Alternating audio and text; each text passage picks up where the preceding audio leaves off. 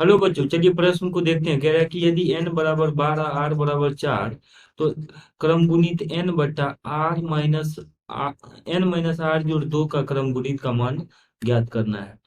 तो दिए गए प्रश्न के लिए हमारे पास जो मुख्य अवधारणा है, मुख्य अवधारणा यदि हम इस प्रश्न के लिए देखें तो n क्रम गुणित का मान होता है n गुना n-1 गुना n-2 से लेकर के गुना 1। इस प्रकार से, अर्थात अगर मान लीजिए n का मान 4 है तो 4 क्रम गुणित का मान हो जाएगा 4 गुना 4-1 अर्थात 3, 4-2 अर्थात 2 और गुना 1। इस तरीके से ये अंतिम पद 1 तक जाता है और इसका गुना करें गुना इसका जब हम 4 गुना 3 गुना 2 गुना 1 करेंगे तो इसका मान 24 के बराबर आएगा। इस तरीके से n के किसी भी मान के लिए हम n क्रम गुणित का मान ज्ञात कर सकते हैं। अब देखिए प्रश्न में कह रहा है कि n का मान 12 है और r का मान 4 है।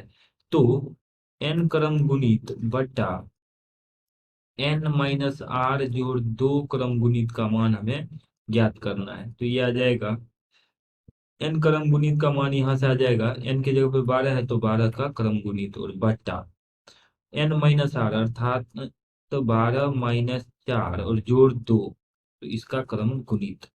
अब इसको हल करते हैं तो ये आ जाएगा 12 का क्रम गुणित और बट्टा हर वाले भाग में देखें तो ये आ जाएगा 10 2 12, मतलब ये आ जाएगा 10 जोड़ 12 जोड़ 2 तो 14-4 अर्थात 10 का क्रम गुणित।